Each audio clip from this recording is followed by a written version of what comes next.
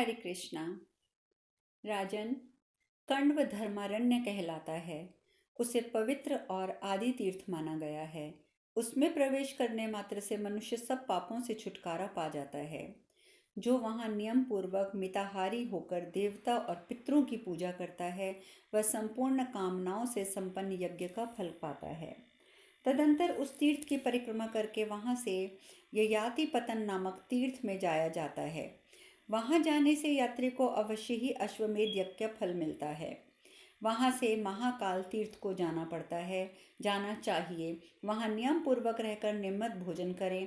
वहाँ कोटि तीर्थ में आचमन एवं स्नान करने से अश्वमेध यज्ञ का फल प्राप्त होता है।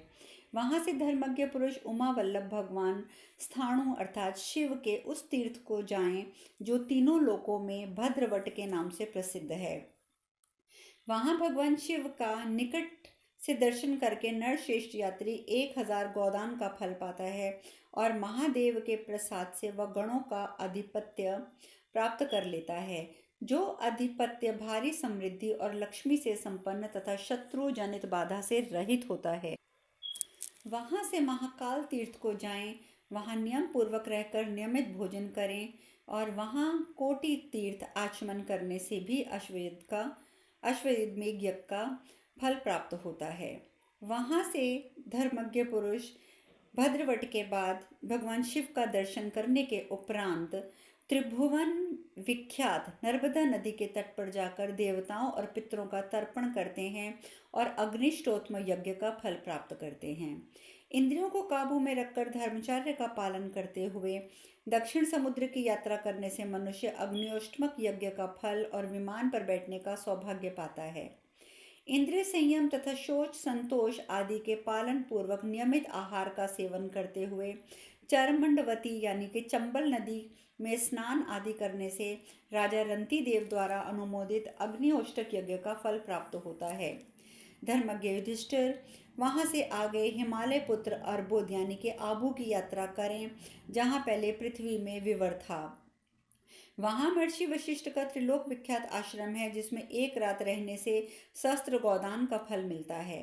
नरश्रेष्ठ पिंगति तीर्थ में स्नान एवं आचमन करके ब्रह्मचार्य एवं जितेंद्रिय मनुष्य 100 कपिलाओं के दान का फल प्राप्त कर लेता है। राजेंद्र, तदंतर उत्तम प्रभास तीर्थ में जाएं। वीर, उस तीर्थ में देवताओं के मुख्य स्वरूप भगवान अग्निदेव, जिसके सारथी वायु हैं, सदा निवास करते हैं। उस तीर्थ में स्नान करके शुद्ध एवं संयत चित्त हो मानव अतिरात्र और अग्निहोष्टम यज्ञों का फल प्राप्त करता है। तदंतर सरस्वती और समुद्र के संगम में जाकर स्नान करने से मनुष्य सहस्त्रों गोदान का फल और स्वर्ग लोक को पाता है। भरतश्रेष्ठ व पुण्यात्मा पुरुष अपने तेज से सदा अग्नि की भांति प्रकाशित होता है। मनुष्य शुद्ध चित्त हो जलों के स्वामी वरुण के तीर्थ यानी कि समुद्र में स्नान करके वहां 3 रात रहे और प्रतिदिन नहाकर देवताओं तथा पितरों का तर्पण करे। ऐसा करने वाले यात्री चंद्रमा के समान प्रकाशित होता है, साथ ही उसे अश्वमेध यज्ञ का फल प्राप्त होता है। भरतश्रेष्ठ वहां से वरदान तीर्थ में भी जाया जाता है। युधिष्ठिर, यह वह स्थान है जहां मुनिवर दुर्वासा ने श्री कृष्ण को वरदान दिया था। वह वरदान तीर्थ में स्नान करने से मानव सहस्त्र गोदान का फल पाता है। वहां से तीर्थयात्री द्वारका जाते हैं। वह यह नियम रहे और नियमित भोजन करें, तभी उसका फल प्राप्त करेंगे। पिंडार कर्ती में स्नान करने से मनुष्य को अधिक स्वर्ण की प्राप्ति होती है। महाभाग, उस तीर्थ में आज भी कमल के चिन्हों से चिन्हित स्वर्ण मुद्राएं देखी जाती हैं। शत्रु दमन ये एक अद्भुत बात है। पुरुष रत्न कुरुनंदन वहां त्रिशूल अंकित कमल दृष्टिगोचर होता है। वहीं महादेव जी का निवास है। भरत, सतर और सिंधु नदी के संगम में जाकर वरुणा तीर्थ में स्नान करके शुद्ध चित्त हो देवताओं, ऋषियों और पितरों का तर्पण करें। भरत कुल तिलक, ऐसा करने से मनुष्य दिव्य दीप्ति से दीप्यमान वरुण लोक को प्राप्त होता है। युधिष्ठिर, वहां शंकु गणेश्वर शिव की पूजा करने से मनीषी पुरुष अश्वमेध से 10 गुने पुण्य फल की प्राप्ति बताते हैं। भरत वंशा तस कुरुक्षेत्र, उनकी परिक्रमा करके त्रिभुवन विख्यात दमी नामक तीर्थ में जाएं, जो सब पापों का नाश करने वाला है। वहां ब्रह्मा आदि देवता भगवान महेश्वर की उपासना करते हैं। वहाँ स्नान, जलपान और देवताओं से घिरे हुए रुद्रदेव का दर्शन पूजन करने से स्नानकर्ता पुरुष के जन्म से लेकर वर्तमान समय तक के सारे पाप नष्ट हो जाते हैं। नरश्रेष्ठ, भगवान दमी का सभी देवता स्तवन करते हैं। पुरुष सिंह वहाँ स्नान करने से अश्वमेध के यज्ञ के फल की प्राप्ति होती है।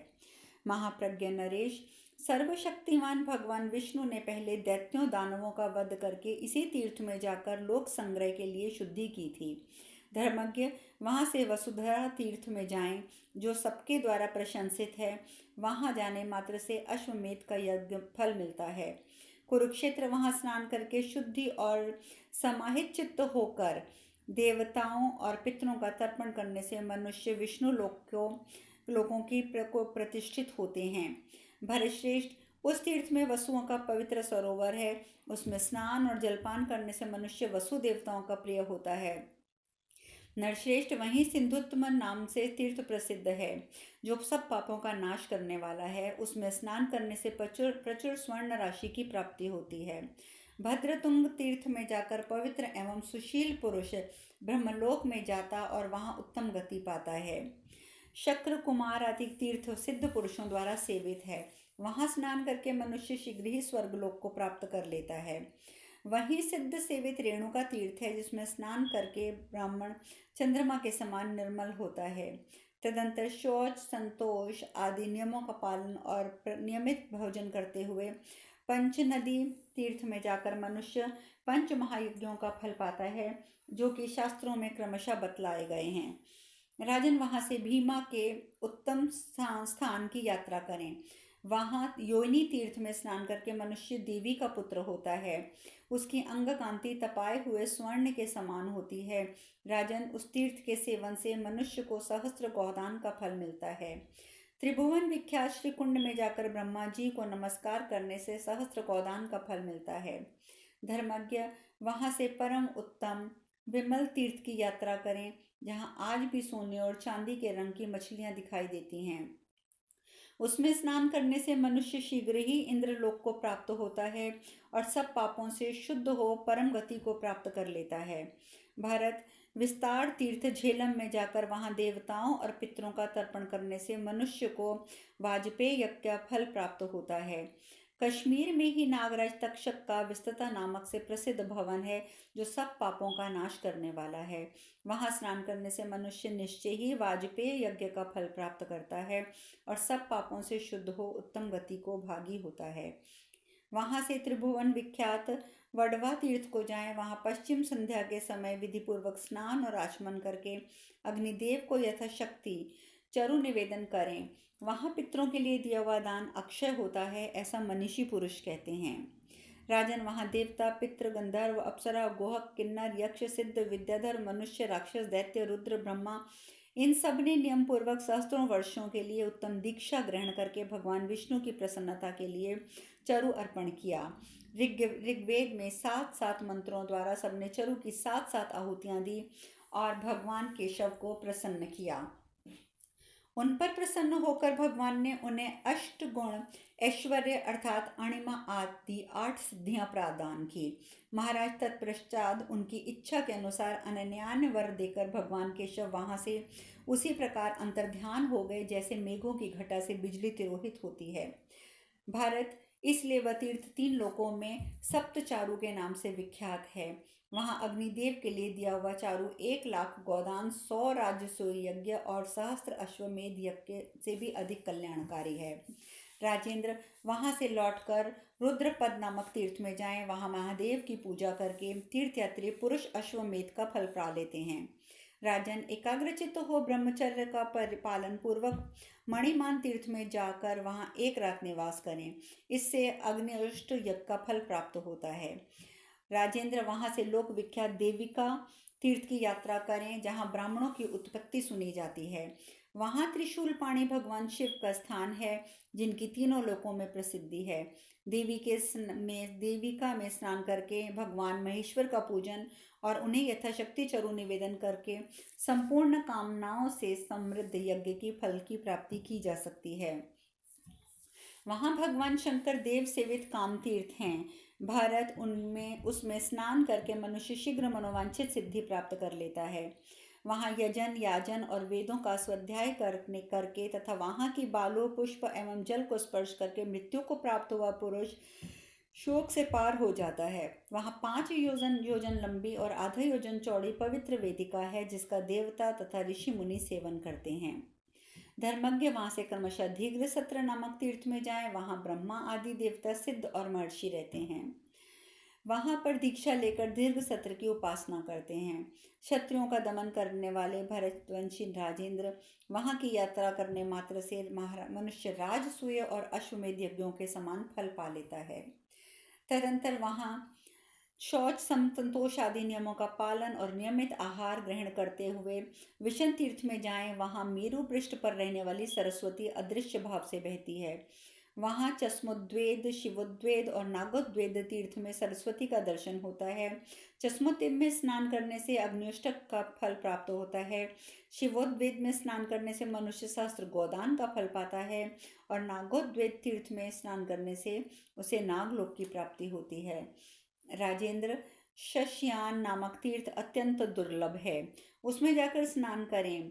महाराज भरत, वहाँ सरस्वती नदी में प्रतिवर्ष कार्तिक की पूर्णिमा को शश यानी के खरगोश के रूप में छिपे हुए पुष्कर तीर्थ देखे जाते हैं।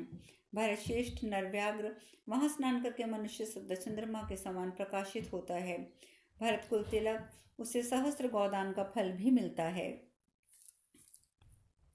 वहाँ से कुमार कोटि जाकर नियम पूर्वक स्नान करें अब और अपने कुल का उद्धार करें। धर्मज्ञ, वहाँ से एकाग्रचित्त हो रुद्रकोटि तीर्थ में जाया जाता है। ये वह स्थान है जहाँ पूर्व काल में 1 करोड़ मुनि बड़े हर्ष में भरकर भगवान रुद्र के दर्शन की अभिलाषा से आए थे। भगवान वृषभ ध्वज का दर्शन पहले मैं करूँगा, मैं करूँगा, मैं करूँगा ऐसा संकल्प करके महर्षि वहाँ से प्रस्थित हुए थे। तब योगेश्वर भगवान शिव ने भी योग का आश्रय ले उन शुद्धात्मा महर्षियों के शोक की शांति के लिए करोड़ों शिवलिंगों की सृष्टि कर दी थी, जो उन सभी ऋषियों के आगे उपस्थित थे। इससे उन सब ने अलग अलग भगवान का दर्शन किया था। राजेंद्र, उन शुद्ध चेता मुनियों की उत्तम भक्ति से संतुष्ट होकर महादेव जी ने उन्हें वरदान दिया था और कहा, महर्षियों, आज से तुम्हारे धर्म की उत्तरोत्तर वृद्धि होती रहेगी। नरश्रेष्ठ, उस रौद्र कोटि में स्नान करके शुद्ध हुआ मनुष्य अश्वमेध यज्ञ का फल प्राप्त कर लेता है। तदंतर परम पुण्यमय लोक विख्यात सरस्वती तीर्थ संगम में जाना चाहिए। वहाँ पर लोग शुक्ल चतुर्दशी को विशेष रूप से जाते हैं। नरेश, वहाँ स्नान करके प्रचुर स्वर्ण राशि की प्राप्ति होती है।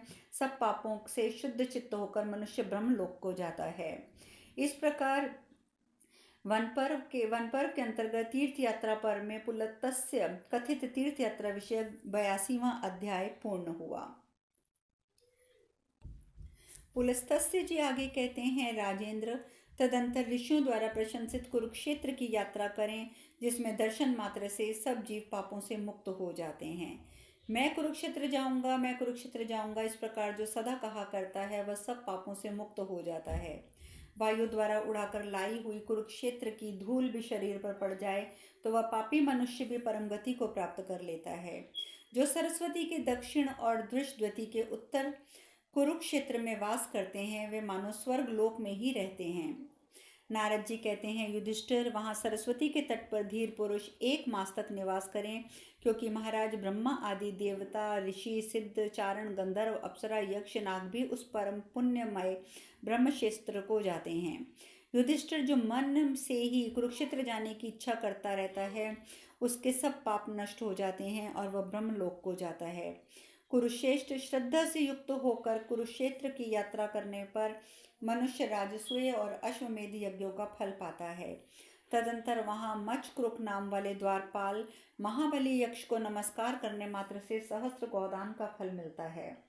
धर्मज्ञ राजेंद्र, तत्पश्चात भगवान विष्णु के परम उत्तम सतत नामक तीर्थ स्थान को जाएं, जहाँ श्रीहरि सदा निवास करते हैं। वहाँ स्नान और त्रिलोक भवन भगवान श्री हरि को नमस्कार करके मनुष्य को अश्वमेध यज्ञ का फल प्राप्त हो जाता है और भगवान विष्णु के लोकों में वह जाता है। इसके बाद त्रिभुवन विख्यात परिपल्व नामक तीर्थ में जाएं।